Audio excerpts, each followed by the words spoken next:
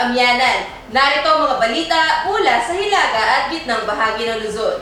Balita ukol sa kapayapaan at kaunlaran hatid sa inyo ng Amyanan Media Channel.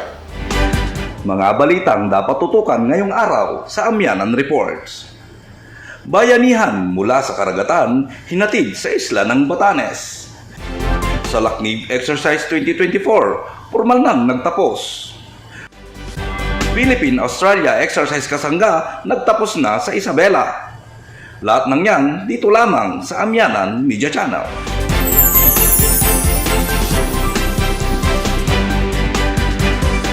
Naghatid ng libreng serbisyong medikal at iba pang basic services ang Naval Forces Northern Luzon sa isla ng Batanes sa kanilang programang binansagang Bayanihan mula sa Karagatan. Ating alamin ang buong detalye sa report ni Elmo Gaspar. Hindi maitago ang saya at kagalakan sa mukha ng mga kababayan natin sa bayan ng Uyugan, isla ng Batanes. Dahil sa pangalawang pagkakataon, ang Philippine Navy ay nagsagawa ng CMO from the Sea na may temang Bayanihan mula sa Karagatan na ginanap sa kanilang lugar nito lamang ika-6 hanggang ika-7 ng Hunyo taong kasalukuyan. Ang nasabing aktibidad ay pinangunahan ni Acting Commander ng Naval Forces Northern Luzon, Captain Sosimo M. Bolaños Jr., Philippine Navy General Staff Corps, Group Commander ng Civil Military Operations Group, Philippine Navy, Captain Gregory Gerald B. Pabic, Philippine Navy General Staff Corps, at Vice Mayor ng Uyugan, Batanes, Honorable Argel E. Hortiz.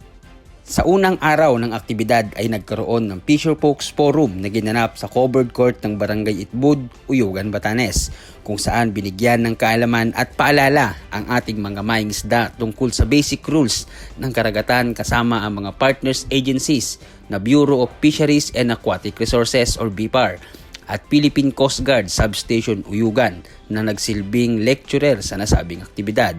Nakatanggap naman ang 180 na member ng Fisher Folks ng food packs na may lamang bigas, delata, kape, personal hygiene kit, solar lamps at water container.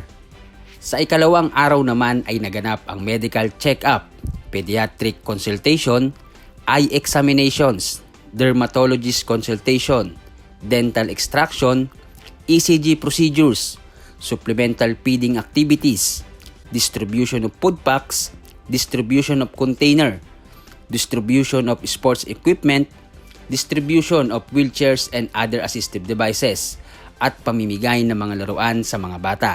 May kabuuang 750 na individual ang nakinabang sa nasabing aktibidad mula sa 4 na barangay sa Uyugan, Batanes. Naging matagumpay ang nasabing aktibidad dahil na rin sa tulong ng Philippine Navy Officers' Wives and Husbands Association o PINOA para sa mga food packs at mga volunteers doctors galing sa iba't ibang pribadong ospital, Makati Medical City para sa mga gamot, Ronald McDonald's House Charities para naman sa mga laruan, Latter-day Saint Charities para naman sa mga wheelchair at assistive devices, at One Meralco Foundation para sa mga solar lamps. Nakatuon ang kaganapan sa collaborative health engagement at community relation upang suportahan ang operational campaign ng NOLCOM at ang civil military operations na mga hakbangin sa geographically isolated and disadvantaged areas. Mula rito sa Naval Forces Northern Luzon, para sa Amyanan Reports, ako si Seaman First Journalist Elmo Gaspar, nag-uulat para sa kapayapaan at kaunlaran. Nagtapos na ang isang buwan ng military exercise sa pagitan ng US Army at Philippine Army sa Palayan City, Nueva Ecija na dinaluhan ni Commanding General Philippine Army Lieutenant General Roy Galido. Ang buong detalye sa report ni Jomari Vallejos. Matapos ang halos isang buwan ng matinding pagsasanay sa pagitan ng US Army at Philippine Army, opisyal nang nagtapos ang Salaknib Phase 2 Joint Pacific Multi-Readiness Center sa ginanap na culminating ng JPMRCPH sa Lieutenant Galido Grandstand, Fort Magsaysay, Palayan City, Nueva Ecija, kamakailan. Pinaunahan ni Lieutenant General Roy Galido, Commanding General ng Philippine Army, kasama sila Major General Marcus Evans, Commanding General ng 25th Infantry Division ng US Army, Major General Yodibic Ginid, Vice Commander ng Philippine Army, Major General Andrew Costello, Commander ng 7th Infantry Caunay Division, at Brigadier General Danilo Benavides, Deputy Commander ng Training and Doctrine Command ang nasabing aktibidad. Bahagi ng aktibidad ang pagbibigay ng Certificate of Recognition at Plaque sa mga natanging kasundaluhan ng pagsasanay. Kabilang sina Colonel Ariel Reyes, Chief ng Operations Group ng JPM-RCPH at Colonel Brian Martin ng US Army. Nakatanggap din ng Certificate of Recognition si Captain Mike Shipley at First Lieutenant Harold Socorro ng 5th Infantry Star Division para sa kanilang partisipasyon sa nasabing pagkasanay.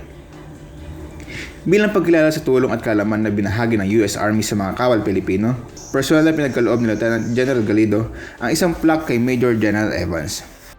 Samantala, ibinahagi naman ng Colonel Raci Alejandro Soto, Assistant Chief of Staff for Education and Training G8 ng 7ID, at isa sa mga punong abala ng pagkasanay ang kanyang mga tunan at mensahe sa military counterpart. This Alakni Phase 2, the JPMRC Philippines, is really a great opportunity for us here in the 790. This is the first time having this kind of exercise, training exercise, and having an actual exercise, not only for planning purposes, but actually doing the exercise in the field.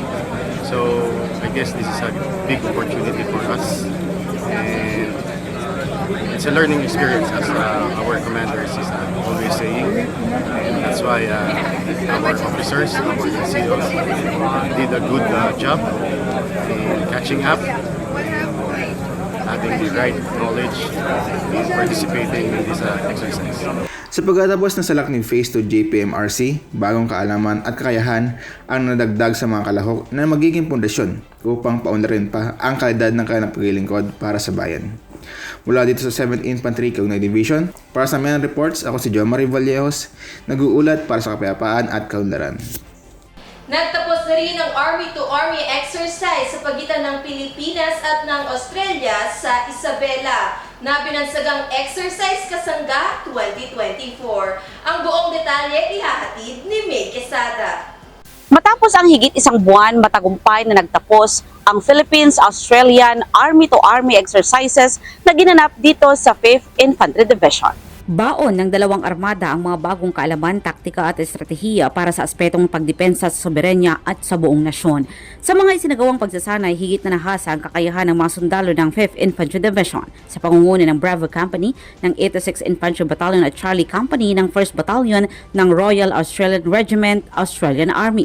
Nakapaloob sa nasabing bilateral exercises ang signal operations, tactical combat casualty care, close quarter battle, reconnaissance at mortar gunnery. Sa pahayag ni Lieutenant Colonel Tim Lopsik, ang Assistant Defense Attaché of Australia to the Philippines, nakahandang sumuporta ang Australian Army sa anumang banta, lalo na sa pagbabantay sa West Philippine Sea. Anya, nagagalak sila sa mga bagong natutunan kasama ang Philippine Army at magpapatuloy ito para sa mas matibay na samahan ng dalawang bansa. Sa pahayag naman ni Major General Audrey Pasha, Commander ng 5th Infantry Division, malaki ang naiambag ng kasangga exercises sa mga tropa ng 5th ID, lalo na sa counter-terrorism, at maiangat ang kakayahan nila sa pagsuong sa mas mabigat na hamon ng kinabukasan. Naniniwala si Major General Pasha na higit na mapagtitibay ang relasyon ng dalawang armada sa pamamagitan ng pagpapalitan ng kaalaman hinggil sa mga kakayahan sa depensa. May the lessons learned from this exercise guide us toward continued collaboration, cooperation, and success in our shared efforts to ensure peace and security in our region as well as in our nation. Dagdag pa ng general na hindi matatapos sa nasabing pagsasanay ang kaalaman ng mga sundalo ng 5th ID dahil ang kanilang mga natutunan ay gagamitin nila para sa aktwal na laban sa insurhensiya sa kanilang nasasakupan. Ang ganitong uri ng pagsasanay ay patunay lamang na nasa tamang landas ang hukbong katihan ng Pilipinas para sa hinahangad na pandaigdigang armada. Mula rito sa 5th Infantry Division, May Quesada, nag-uulat.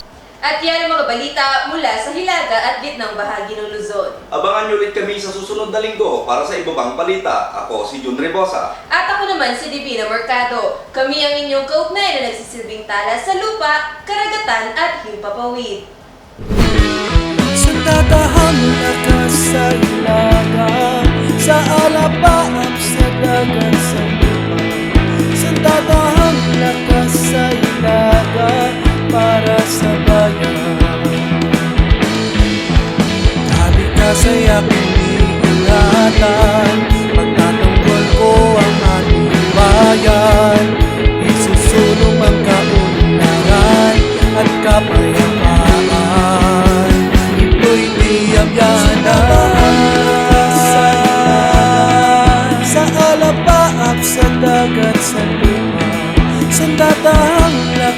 sa ilaga para sa bayan.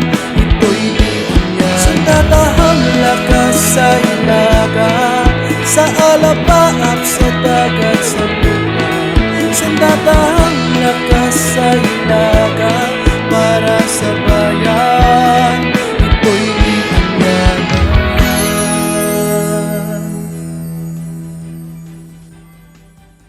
Mga kaamyanan, subscribe, like, and share our YouTube channel.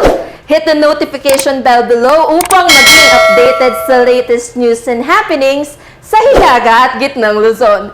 Dito lamang yan sa Amyanan Media Channel.